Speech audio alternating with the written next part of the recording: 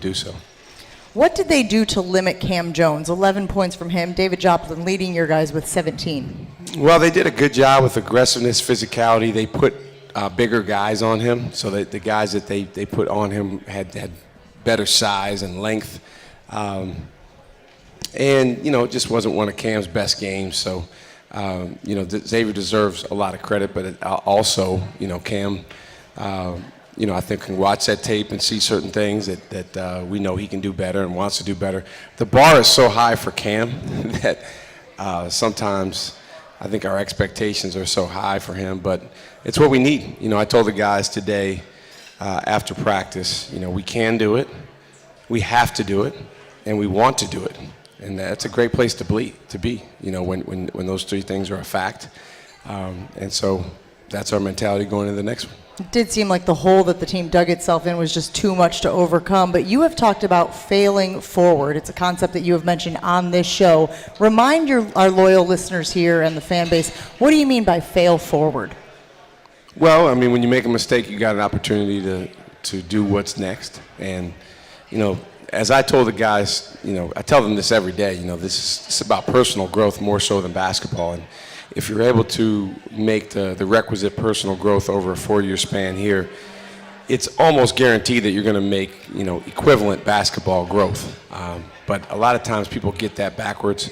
And because, on these things, the focus is all about, they put the ball in the basket, or do they have a highlight dunk, or do they, start, or do we win? They can put the basketball part first. And as I told them today, and this was so important, I made them write this in their journals, that sometimes if personal growth and significant personal growth does not precede or accompany basketball growth, then eventually both are going to be affected adversely. And I've coached guys in the past who have just made these quantum leaps as players, but maybe not as much as people because it happened so fast. And again, that maybe wasn't where their mind was at because of the emphasis, from the outside. And that catches up with you. It really does. So fail forward just means, hey, in life, when you do hard things, one thing that I think all of us in this restaurant have in common is not a one of us has tried to score a basket against a Xavier or a Villanova. So when you try to go do hard things, sometimes you're going to fail. And so, we have to understand that how you respond to that is going to be the biggest key moving forward. So your team follows that up with an emphatic win over Seton Hall, nearly wire to wire. I think Seton Hall led 2-0, and that was the only lead they had in the game. Cam Jones, I know we talked about him briefly there, but I was going back over some notes from previous shows earlier this season, and you said this: he will be judged on winning, defense, passing, and efficiency. And you mentioned when we chatted, you see that scoring wasn't on that list. How's he doing with those expectations? I think he's doing great. I've said this a couple times publicly, he's been an A-plus teammate, which is a foundation of everything before we even get to those 4 factors. Let's be honest, like most good players, he would love to play in the NBA at this time next year. Just like Oso and Tyler at this time last year. That was a goal of theirs. And it's not realistic for us to say, hey, don't think about that, don't worry about that, put everything you have into Marquette. Instead, it's, hey, the better you help your team and the more that you are in the moment helping Marquette prepare, in this case for tomorrow night's game, the better that's going to reflect on you and your team for you to accomplish your goals and us to accomplish our goals. And I think he's doing a great job as a teammate. I'm really hard on him. I always feel like he can do more. I actually think the Seton Hall game was one of the better games that he's had in a while.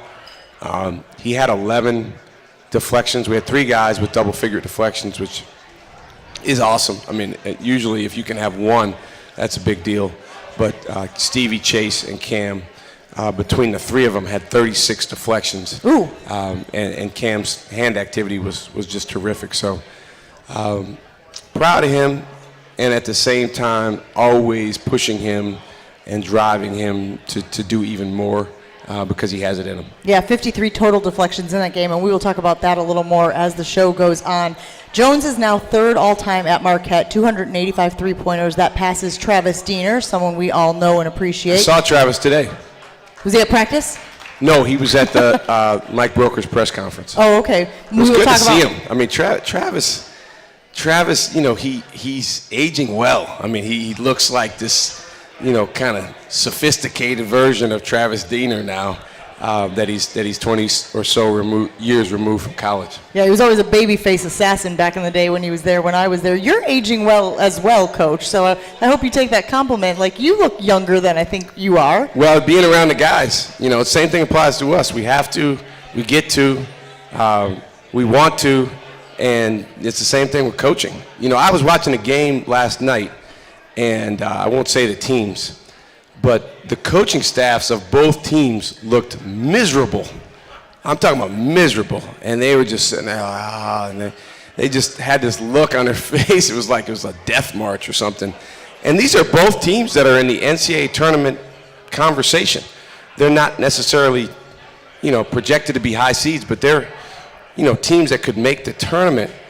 And I'm like, man, I don't ever want to be like that, and I hope our staff doesn't feel or look like that during the game, because that's just, I think, doing a disservice to the opportunity, doing a disservice to the players, most importantly, and the fact that we get this great chance to do what we do. Great perspective. I'm glad that you had that moment. Sometimes we need things like that to remind us what a great situation we're in, and you're very good about mentioning that often. Cam has a strong chance to become just the second 2,000-point scorer in school history. Now, we were talking earlier about how scoring is down on that list of priorities when we talk about the things that you want to see from him. How do you reconcile those two things? Do you think the scoring will come? He has an opportunity to do that, but it's not a priority. No, let me clarify this for you, Jen. Okay. Scoring is not down on the list of priorities. Scoring is just not what he's going to be judged on this year. So when John Horst, the GM of the Bucks, takes a look at Cam Jones, he's not going to evaluate him on scoring. He's going to evaluate him on defense, winning, passing, and efficiency. That's what I meant when I said that. Mm-hmm. But make no mistake about it, it is a priority for us that Cam Jones puts the ball in the basket. Which is great. And does those other things. And to your point, with only 11 points against Xavier, which you say only, he's still in double figures, then that contributes to the team having 57. So if we can get him closer to 20, even more than that, then the team can have a bigger number, because it's not like we're overflowing with just these unbelievable scorers on our team. So make no mistake about it, we need him to do that. As you mentioned, he is climbing the charts. It's pretty cool. I saw a graphic when I was rewatching one of our games the other day with kind of where he is, and you see those other names, these Marquette greats, these Marquette icons, and past Cam Jones is slowly but surely passing different guys up. And it's pretty cool, because you think about Cam Jones when he first got here. I remember an image of him in Caston Gymnasium the day he got here, and he's just this weak, meek, quiet, introverted guy who we never met, during the recruiting process, because he signed with the past staff.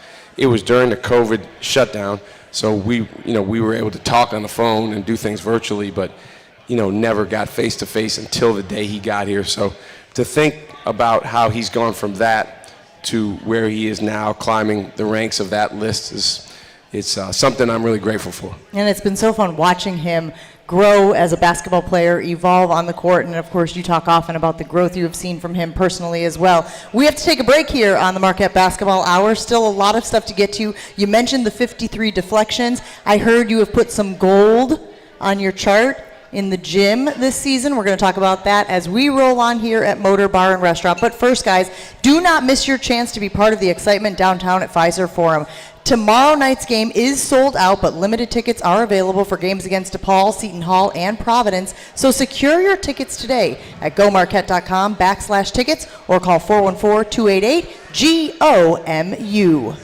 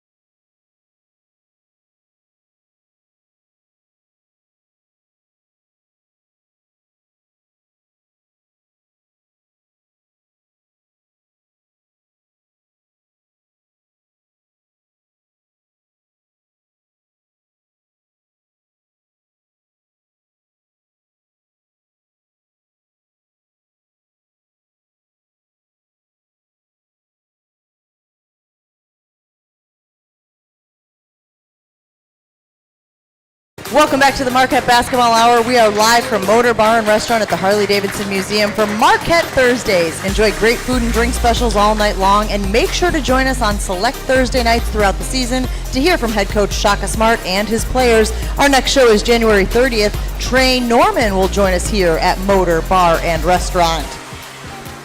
Happy to be here with head coach Shaka Smart as we continue talking about some of the recent success of Marquette. And we mentioned the 53 deflections. I feel like you can't mention it enough, that against Seton Hall. The team now has 5 of the top 10 single game totals this season. And you had told us earlier this year that you guys are highlighting those in the gym. What are you doing and why? Well, we've always encouraged 32-plus deflections. And if you come in our practice gym, and as I've mentioned many times, our loyal, radio show attendees, anyone that wants to come to practice, we can set that up.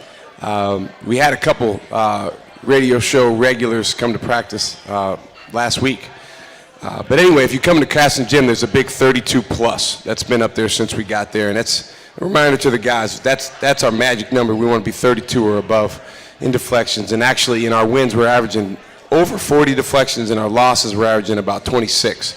So it is a real correlation. But looking at it going into the season, I asked our staff to come up with, go back and look, what are the top 10 games since we've been here in deflections? What are the top 10 numbers? And we did it with some other statistics too. But we came up with that, and then we challenged the guys that, hey, let's not only just go after 32 plus, but let's try to put up a top 10 game.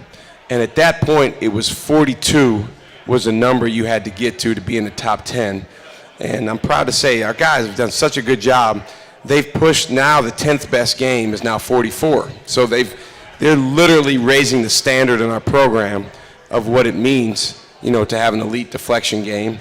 And as you mentioned in our last game, Seton Hall, we had 53. I think that was third or fourth of all time.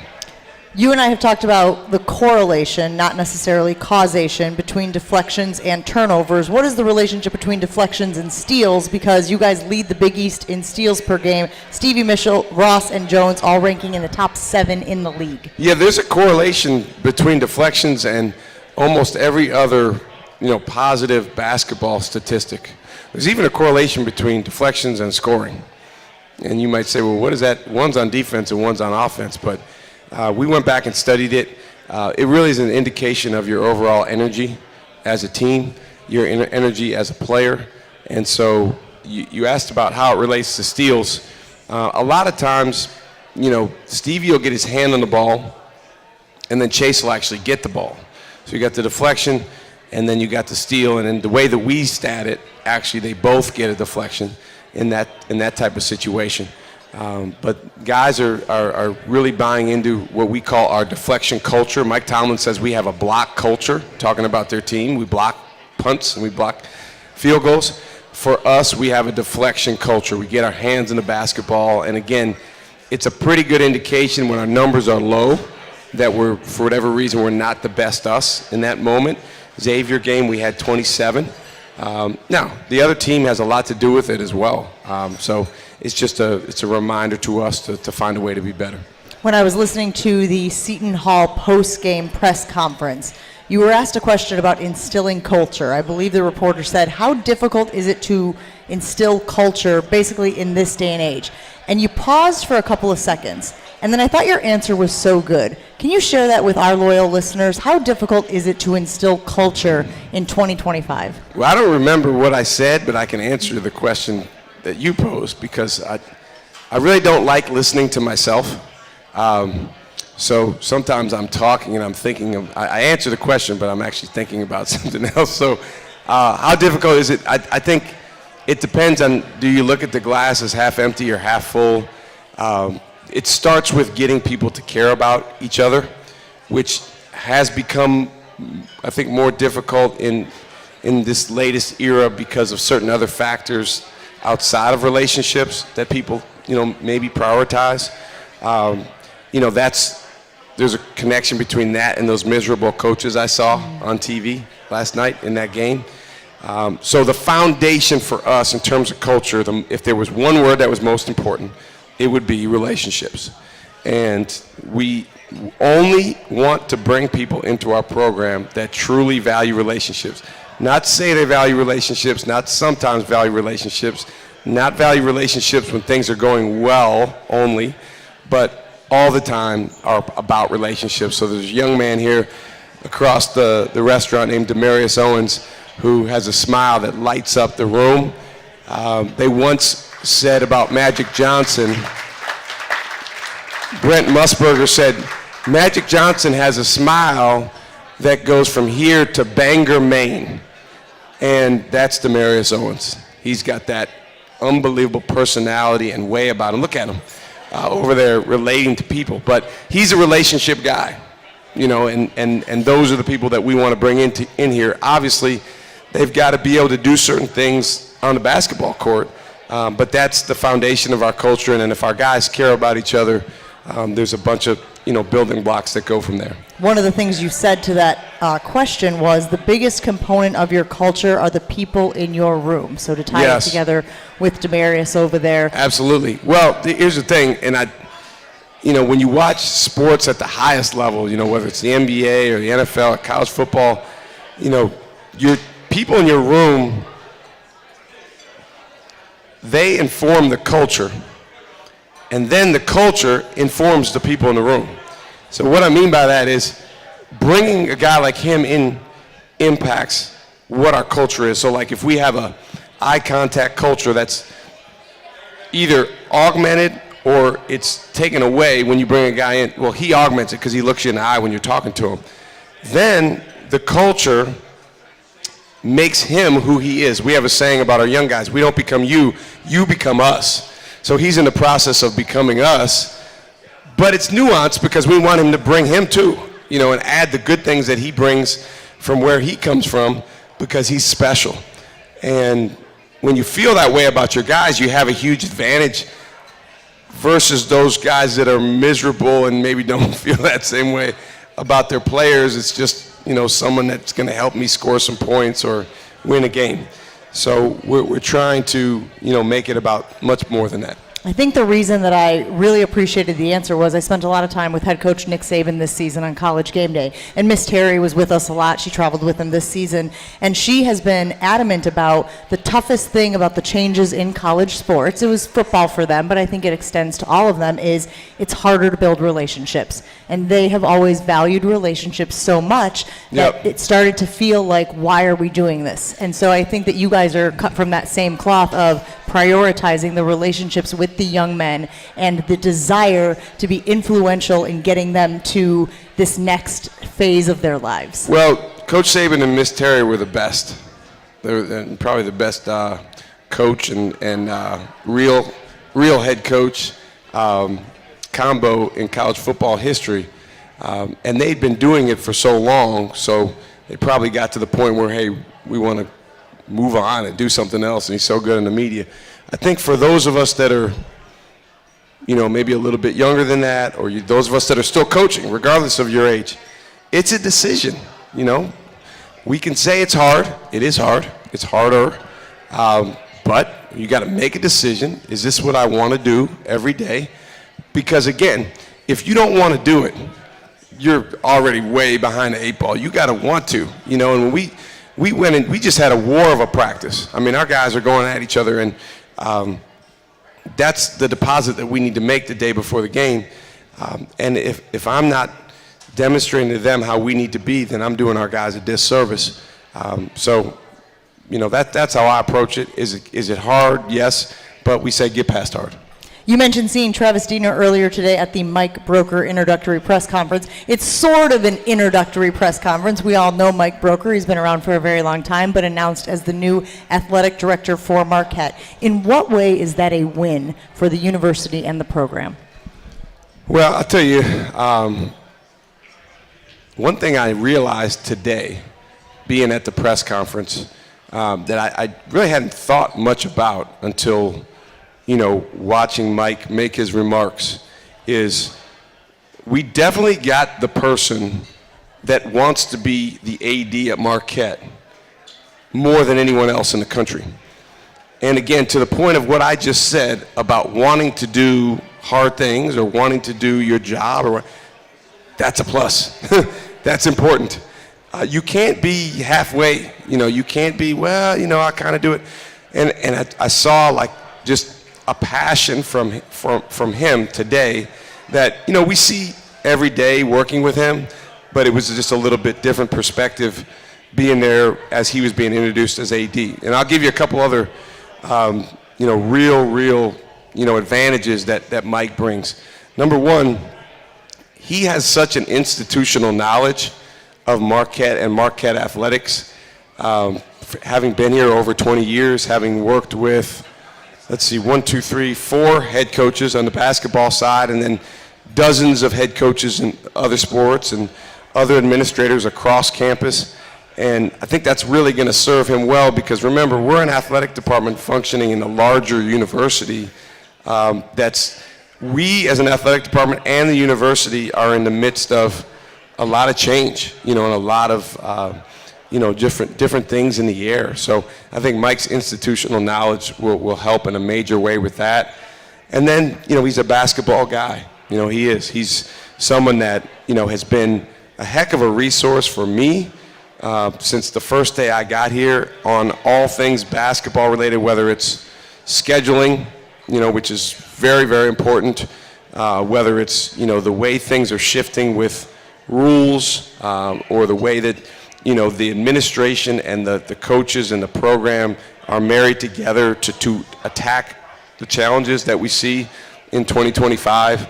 So he's at the forefront of that kind of stuff in terms of his thinking, which is a huge plus at a place like Marquette. Yeah, he's been a great representative for the university and for the athletic department. I have no doubt that will continue. All right, we'll take another break here on the Marquette Basketball Hour. We will get Damarius Owens over here, chat with the young man who Coach was complimenting his smile just a few moments ago.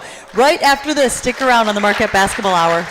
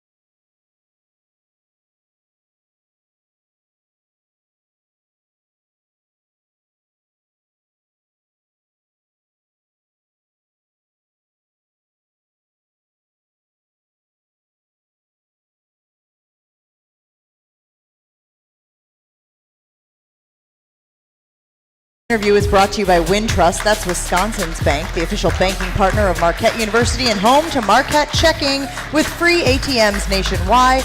We welcome in Damarius Owens.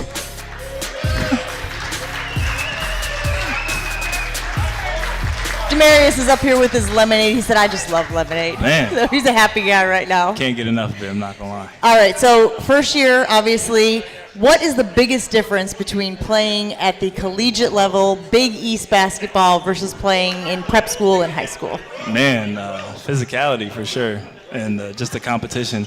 I mean, it's just a whole nother jump, but, you know, you're playing with good players as well, and if you have the confidence, you think you're a great player as well, so it's just putting in the work and just trusting your teammates and trust your work ethic. And there have been a lot of compliments about you and your talent and your ability to kind of hang with these guys, and yet it is a growth process. We are trying to, elevate and learn along the way. What have you learned about yourself in the time you've been here at Marquette?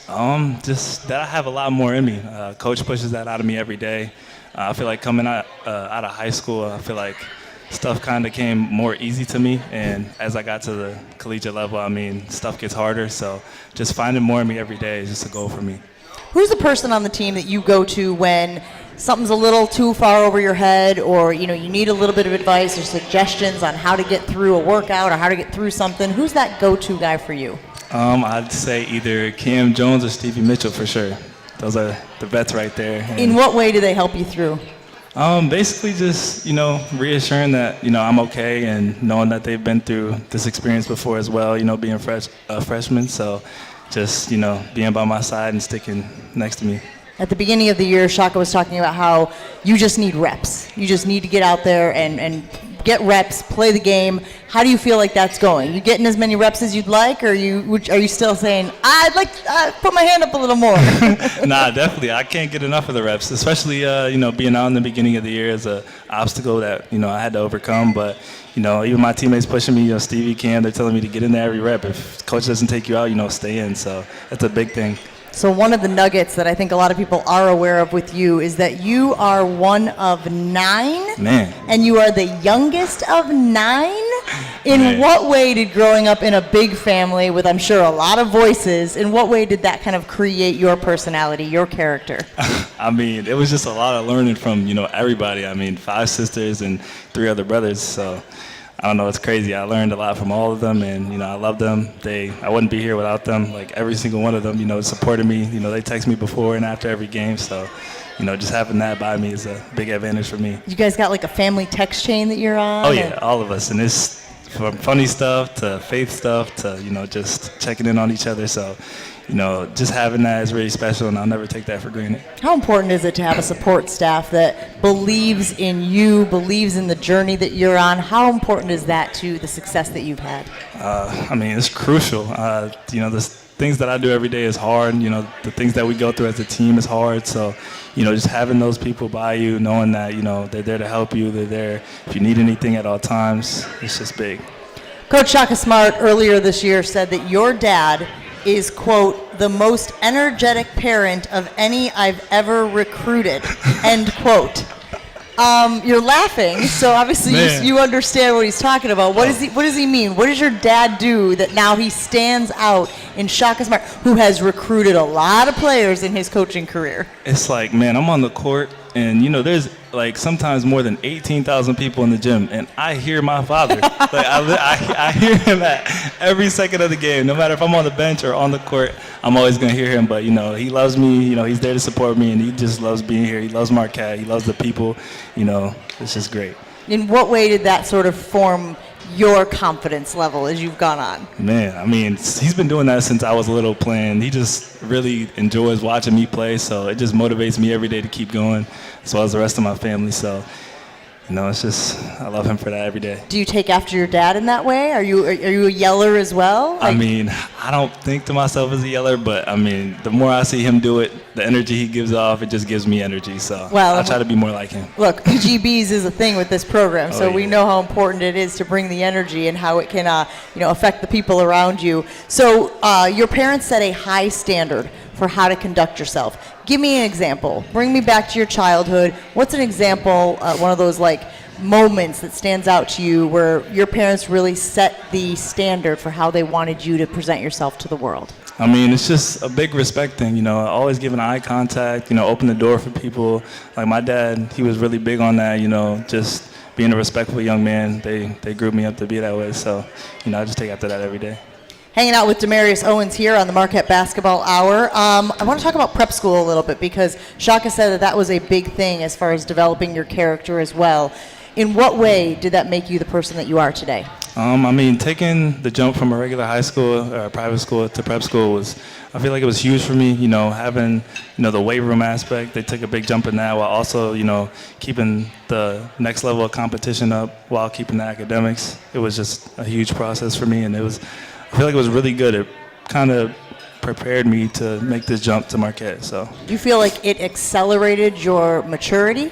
Yeah, definitely in a sense, being just around mature people, people that also love the game of basketball. I feel like in high school you can just get, teamed up with some people who are, maybe it's a second sport, but, at prep school when you're playing on that basketball team, like that's your main thing. You're trying to win. It's good people. Did I hear correctly you also went away from home? You went somewhere else for prep school? So that's a whole nother thing you got to deal with, right? Yeah, it was all the way in Ohio. So. All the way? Yeah, all the way in Ohio. You were in New York. Man, yeah. And you went to Ohio. Mm-hmm. And so what was the toughest thing to get used to not having the family there? Yeah, being away from them was hard at first, but, those kids that were there, yeah, they really, it made it feel like another home, especially I had a teammate named Trey Autry, who's like my brother. So he got me accustomed to being there and just, being in prep school. And remind the loyal listeners who your roommate was when you were there. Oh, yeah, Royce Parham, number Royce 13. Parham. That sounds familiar. Yeah, that's the GOAT. And Royce Parham is your roommate now as well? Oh, yeah. So I guess it went well. Yeah, for sure. All right, so tell us something about Royce that we wouldn't know, and you wouldn't know unless you've lived with him. Let me think. See, you know what happens here, folks, right? Something pops right away, right? Something pops in his head right away. But then he's like, I can't say that to these people. So then he's going down on the list, like, what can I tell these people about Royce, right? I don't think I have really something like necessarily specific, but he's a funny dude. And he comes off as quiet at first, but he's a funny dude once you get to know him. He's a great person, and I really couldn't ask for a better roommate at all, for sure. Awesome. I love that. We talked a little bit with Coach Shaka Smart earlier about failing forward. What is your understanding of that concept, failing forward? Just knowing that there's obstacles that come in the road, and you win some games, you lose some games, but if you lose a game and you just say, and you hang your head, you're not going to learn anything from that. So as much as we take losses, we learn from that, and we just keep pushing forward and just make sure we're on the next thing forward. All right, I got some quick nuggets here from you guys as well. They send these over, it's all like the favorite movie, favorite song, all of that stuff. You're a Lakers fan. Yeah, I guess so. I'm a LeBron fan. You're a LeBron Just a fan. LeBron fan. Okay. I was What do you like about LeBron? He's dominant. He can really do everything on the floor. He's an unselfish player, but when he can get selfish, he's unstoppable. He was at the national championship game the other night. Yeah. Cheering for an Ohio team. Okay, I just want to make sure you guys are on the same page with that as well. Yeah. When you said Ohio earlier, it didn't feel like you were that fond of Ohio. I was there for a long time. I'm just reading between the lines here, folks. Don't blame the messenger. It says that your dream car is a Lamborghini. Why? Oh, man. You can't drive that in the snow up here. Yeah, not at all. I don't know. I've always just liked the Lamborghini. It's the Lamborghini Urus, the truck. I've always just liked it ever since I was little. So I don't know. Who's the NBA player that you model your game after, or the professional player? I would like to say Paul George. It was more coming out of high school, but I'm trying to find my own game, try to be my own player. So just going from there. I see here you'd like to play Kyrie Irving in one-on-one. How do you think that would go? Man, he probably cooked me for sure. He's a professional. He's a professional, and I respect him. I respect his game. But it'd be awesome to play, against him, play with him, learn from him. His mind is just all the way there. So it's nice. He'd probably cook me. We appreciate the honesty here on the Marquette Basketball Hour. Before we let you go, what has been the best memory so far of your time with Marquette? Man, I'm not gonna lie. There's a lot of good memories, but I want to say my favorite one. I forgot who we were playing. It might have been Stony Brook, but just seeing Royce when he scored for the first time and how excited he was, it like brought joy into my heart because I remember that last game that we played when we won the national championship, you know, just seeing how much he wanted that and how he had my back the whole time and how I had his back, you know, it was just very special to me. That's awesome. Yeah. So your favorite memory is watching one of your teammates succeed. Yeah, for I can sure. see why you fit right in with this group here at Marquette. Great to have you here, Damarius Owens. Thanks for hanging out with us I on the appreciate Marquette you guys. Basketball Appreciate Hour. you guys. I am certain you made a few more fans out there in the audience tonight. All right, we'll take another break here on the Marquette Basketball Hour. Remember, Buffalo Wild Wings is the official viewing party location for Marquette road games this season. Check out the Golden Eagles watch party schedule at gomarquette.com/BWW. The next watch party is January 28th. It's at the Brookfield Buffalo Wild Wings. Marquette's taking on Butler at 7:30 p.m. Let's go Sports Bar.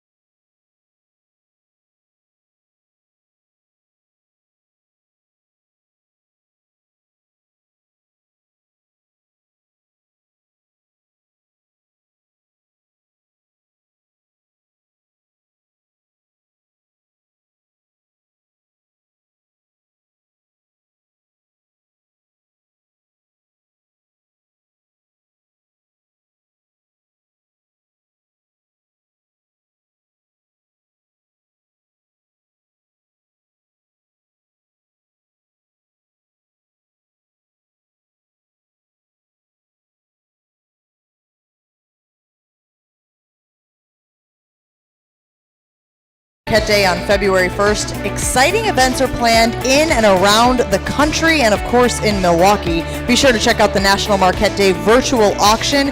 Bid on exciting items, including exclusive sports memorabilia, one-of-a-kind experiences with Marquette sports teams, a private suite for the 2025 Men's NCAA Tournament in Milwaukee, and so much more. Visit nationalmarquetteday.com for more information. Back here on the Marquette Basketball Hour, thank you to Damarius Owens for hanging out with us. So, Coach, I asked Damarius, he was new to the program within the last year or so. I said, what was the moment where you knew Shaka Smart was for real, right? Like, this was a guy who you could grow with. And he told me a story about how there was a practice that they were diving for loose balls, but you didn't think they were doing a great job. So you got out there and showed them. What do you remember about that practice, Coach?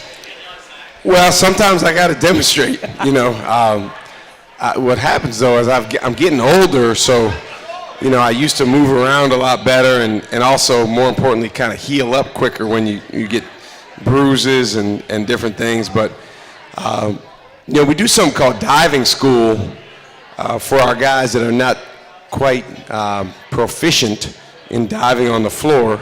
And so Damarius may or may not have needed some diving school earlier in the year, but he's moved the right direction, and I'm happy to demonstrate for him. And I want to be so good. And obviously we know what Michael Jordan became. And so there's been times over the years where, I might say to one of my assistants, go recruit guys that are going to look like this, that are going to look at us like this. And Damarius Owens is one of those guys. Yeah, very cool guy, and really a great chance to get to know him a little bit more. A couple weeks ago, the Marquette Basketball Show went on. I believe Lane was here. I believe Nevada was here. You and I were both doing things, and you were on the road recruiting. Yes. Let's talk about the challenge of in season. You're in the Big East. Physical, tough teams, on any given night type of thing. And yet you're going out there and trying to build the team for the future as well. How do you balance that? Well, some coaches don't. There's some coaches that, they kind of have a policy that they don't go out recruiting as head coaches during the season because they want to put all their energy into, where they are and quite honestly, get rest, on off days. But I just feel like it's important that I get a chance to, with our most important recruits, be around them. Depending on where we are in the recruiting process, it might be more for evaluation purposes, always relationship building. For guys that we've signed, I'm trying to make sure that if we've signed a guy, that I go see him play with his high school team at least once, maybe multiple times in the year. So I've already seen all four of the signees at least once this year. And, that's a time commitment. You got to get on a plane, and in that case, go to North Carolina a couple Thursdays ago. But I love it, and it's great being around them, and I think it's an investment that's very worth it. Let's spend a little time this evening previewing tomorrow night's game. You said you had a lively practice today, which I think everybody is excited to hear about. Villanova, featuring the nation's top scorer in Eric Dixon. What are you anticipating from that squad? It's going to be a heck of a challenge. I mean, it's another team that, is coming in here really, really hungry. I guess I don't really follow the bracketology or where things are, but they're certainly a team that's fighting and scrapping and clawing to get on the right side of the NCAA tournament conversation. Obviously, it's so early. All of us have so many games left to play. But, let's be honest, and I think this is important for our guys to understand. Teams look at this coming in here as, a really powerful opportunity if they can find a way to get it. And so for us, our mentality is, we've got to bring the best version of us and understand that when we do that and when we're connected and we multiply each other, we can overcome any challenges that any opponents, bring to bear. So we're really excited about tomorrow night, get back on our home floor, and looking forward to seeing what we can do. We have talked about the consistency of your starting lineup for several weeks, and yet we just talked to Damarius and we were talking about guys getting reps. How do you balance that at this point in the season, right? Because obviously you want to get the win. You were able to do that a little bit, I think, with Seton Hall, right? No, a lot.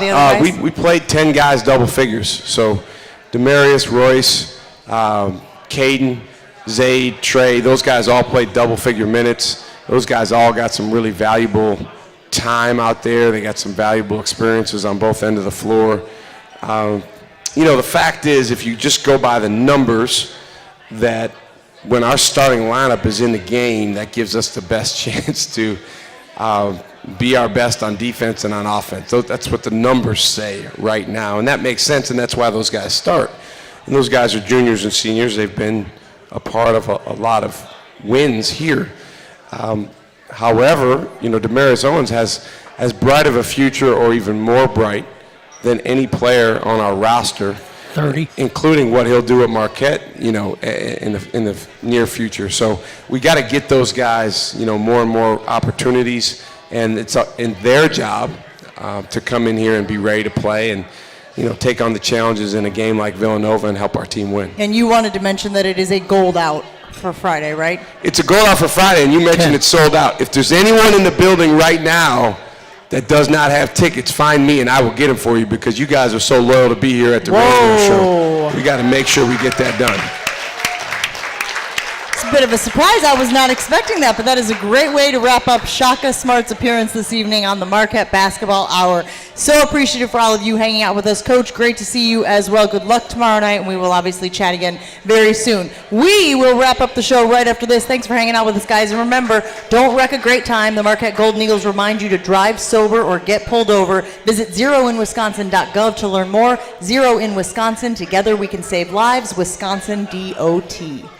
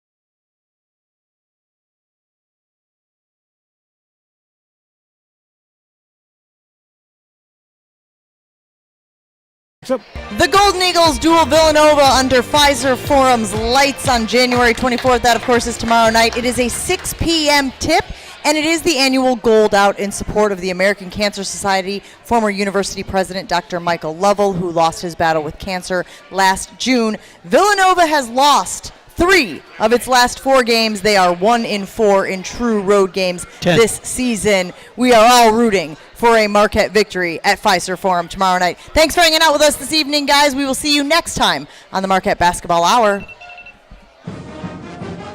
thanks, guys. Have a